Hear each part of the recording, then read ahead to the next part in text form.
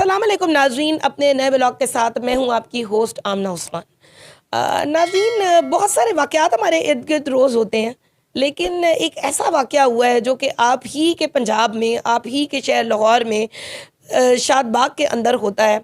और मौलवी साहब हैं, कुरान पाक के हाफिज़ हैं, बेटियों के बाप हैं, एक बाइज़्ज़त शहरी हैं और उनके ऊपर एक इल्ज़ाम लगाया जाता है कि उन्होंने एक 12 साल के बच्चे के साथ नाजेबा हरकत की हैं।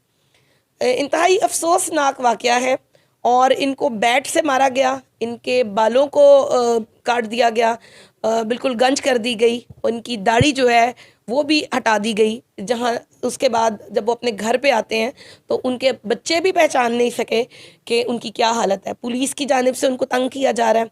एक वकील इसके पीछे है जो कि उस बच्चे के घर का मालिक मकान है, वो वीडियोस भी बनाता है, तंग भी करता है और इनके ऊपर मुकदमा भी किया गया। 12 दिन तक ये जेल में भी रहे। हबीबुर रहमान साहब मेरे साथ इस वक्त मौजूद हैं।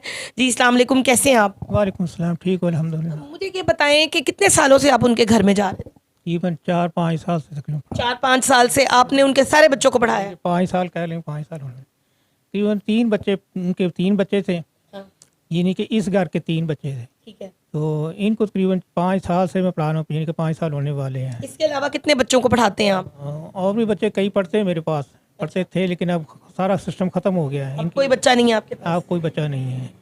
क्या, तो कितनी कितनी रकम लेते थे आप? रकम तकरीबन कोई 2000 दे देता है, कोई 1500 को दे देता है, इस ठीक है। तरह है। यानी कि तो ये बच्चा जो मेरे पास पढ़ता था, जिसके मतलब की बात हुई है, ये पढ़ चुका था, फारिग था। अब ये वैसे रिवाइज कर रहा था, वैसे बैठ कर दुआएं वगैरह याद करता था मेरे पास। इसका छोटा भाई था, तकरीबन वो 6-7 साल का है, और उसके बाद उसकी छोटी सिस्टर है, तकरीबन वो भी 5 साल की समझ हैं। पहले भी ये बच्चा आपको तंग करता था किसी तरह? पहले बच्चे तंग करते ही हैं, डांट डपट होती है, उस्ताद करता है, बाद औक़ात नहीं भी उस्ताद बच्चे से प्यार भी करना होता है, बच्चे को डांटना भी होता है। ये उस्ताद है और उस्ताद ने सारा कुछ करना था। तो ये नहीं कि ये उसके साथ ये कोई ऐसा मामला कर दें कि ये उस्ताद ऐसे है। तो क्या क्या इल्ज़ाम लगाया इस बच्चे ने? तो बच्चे के साथ ज्यादती का इल्ज़ाम लगाया गया था कि अच्छा। ये बुरी हरकत की है आपने बच्चे। क्या एक बार या बार बार?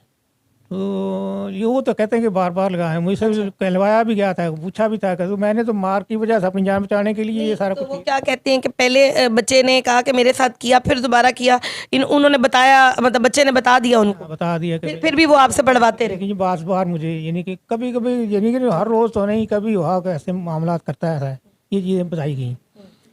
तो उसके बाद फिर उन्होंने मुझे मारना शुरू कर दिया। तो पहले ये 2 आदमी थे, वो नदीम था और उसका बाप था, और ये पहले ये दोनों मुझे मारते रहे हैं। फिर इन्होंने एक और आदमी बुला लिया सामने घर का, अच्छा। और फिर ये तीनों मिलके तकरीबन आधा पौना घंटा ये फिर तीनों मारते किस रहे। चीज़ से मारते रहे? ये डंडे से भी मारते रहे, मुक्कों से, थप्पड़ों से और डंडों से। बैट से तो वो जो चौथा आदमी आया था उसने मारा था, अच्छा, और उन्होंने मुझे मतलब ये 4 लोगों ने आपके ऊपर तशद्दुद किया है? ठीक है। अच्छा, मुझे ये बताएं कि ये वीडियो कौन बना रहा था? वीडियो नदीम ने बनाई थी। वीडियो नदी में घर गए आप, उसके बाद जब वहां से निकले तो पहले और दूसरे लोगों के घरों में भी ये आपको लेके गए? हाँ, ये बाहर निकले, उन्होंने जब ये मार रहे थे ना, मारने के बाद फिर इन्होंने सामने मोहल्ले के 3-4 बुजुर्ग आदमी वो भी बुला लिए और उनसे मशवरा किया, माफ़िया भी मंगवाई मेरे से इन्होंने। मैंने भी माफ़ी मांगी, आप जो को छोड़ दें। इनकी तरफ से माफ़िया मांग रहा था, भाई मेरी जान छोड़ दें, लेकिन इन्होंने मुझे छोड़ा नहीं है। फिर उन्होंने बुज़ुर्गों से मशवरा किया, भाई क्या करें।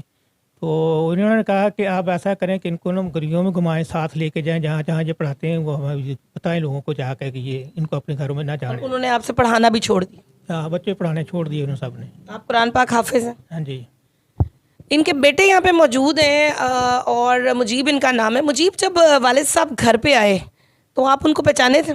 जी, बिल्कुल नहीं। जब वाला साहब घर में आए तो मेरे पास वो अल्फाज नहीं है मैं बयान कर सकूं कि मैंने कैसे देखा और क्या वो लम्हा था।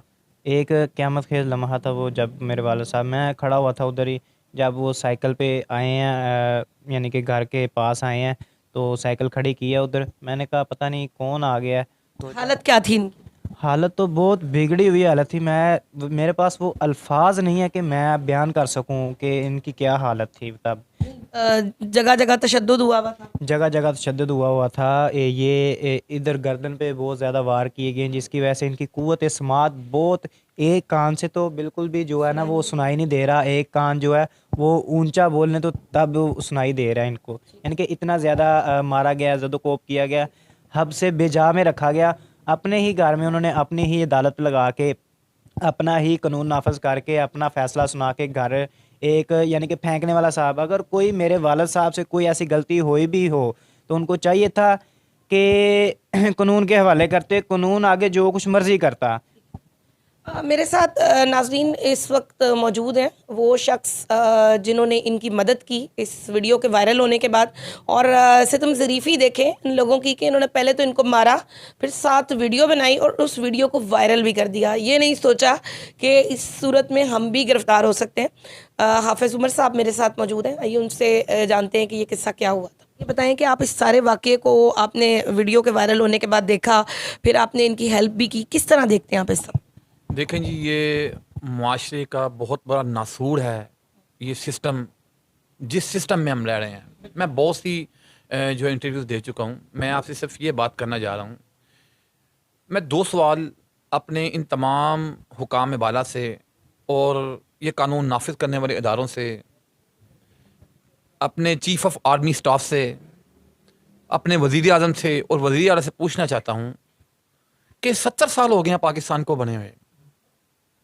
पाकिस्तान ये दुनिया का वाहिद मुल्क है जो कलमे की बुनियाद पर बना, इस्लाम के नाम पर बना। 2 कौमी नज़रिया था कि लाखों लोगों ने जो अपनी जानें कुर्बान की, बेटियों ने अपनी इज्जतें पामाल की ये जगह हासिल करने के लिए। क्यों? क्या वो वहाँ पर उनको जगह नहीं मिल रही थी रहने के लिए?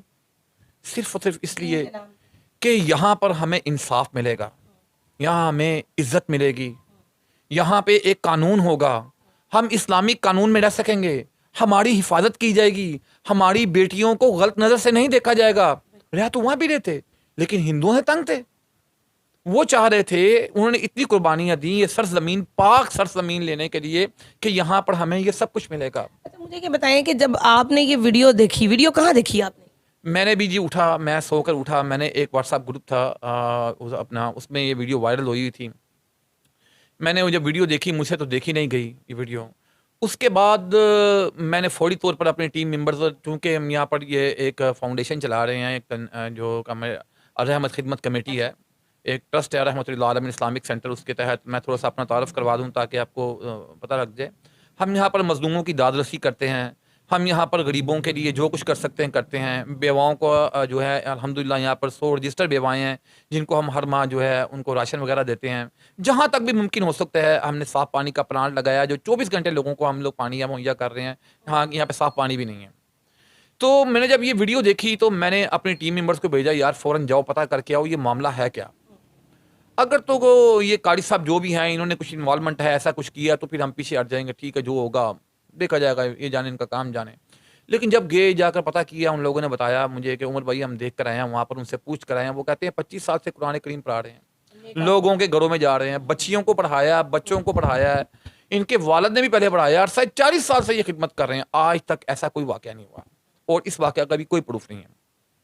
मैंने इनको फ़ौरन थाने भेजा, मैंने कहा जाएँ थाने जाएँ, जाके पता करें वहाँ क्या सूरत हाल है, वो क्या कह रहे हैं। थाने गए तो वहाँ पता चला कि ये कारी साहब को लेकर गए हैं जी इनका मेडिकल करवाने के लिए हॉस्पिटल में।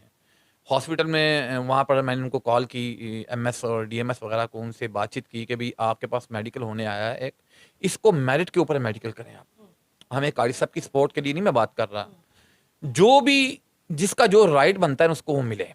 आप ये बच्चा और ये जिनका मेडिकल बिल्कुल टू दी पॉइंट करें। मैं फिर खुद भी पहुंच गया मीडिया और साथियों को लेकर, इन मामला को लेकर के वहाँ पर पहुंचा, जाकर उनसे बातचीत की। पुलिस वालों ने पूरी कोशिश की कि मैं यहाँ से चला जाऊँ। अच्छा। उन्होंने कहा जी आप चले जाएं, हम इसको देख लेंगे। मैंने कहा नहीं भैया, हम नहीं जाएंगे जब तक ये रिजल्ट नहीं आएगा।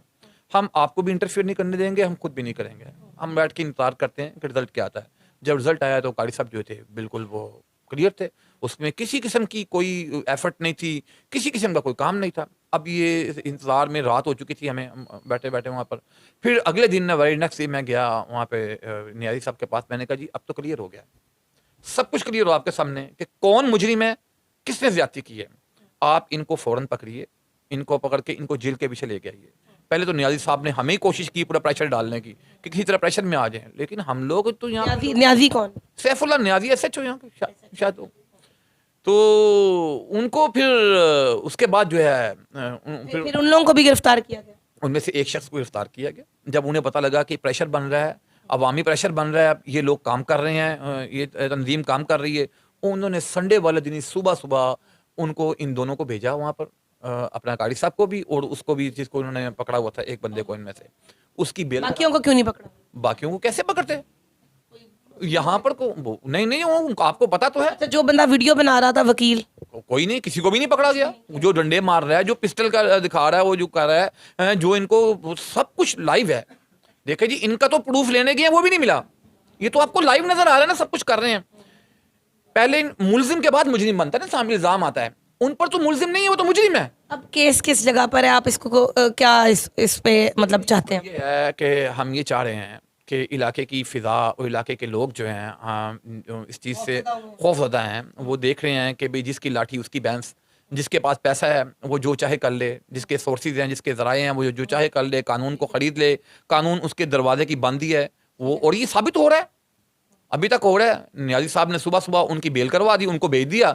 अगर नियाजी साहब कारी साहब का साथ वो लगाते, मेडिकल रिपोर्ट लगाते, तो कारी साहब बेगुनाह करार पाते, और जब कारी साहब बेगुनाह करार पाते तो फिर नियाजी साहब को वहाँ जवाब देना पड़ना था। अच्छा, ये जो आप इनकी बेल क्यों करवा रहे हैं? दाढ़ी इनकी हटा दी गई, बाल हटा दिए गए, इसके खिलाफ क्या सेक्शन लगता है? इनके खिलाफ जी, इनकी तो बेल नहीं है, ये बेलेबल सेक्शन नहीं है कि आप किसी की दाढ़ी मुबारक काट दो, आप किसी को के सर के बाल मूंद दो, आप किसी के मूंछें मूंद दो, आप किसी को मारो, उनकी इज्जत नफ्स को मजरू करो, आप किसी के कपड़े उतार दो, फिर उसको फाड़ कर आप सरेआम बाजार में घुमाओ। तो ये तमाम सेक्शन है, ये दहशतगर्दी से कम नहीं है। आपने दहशत फैलाई है।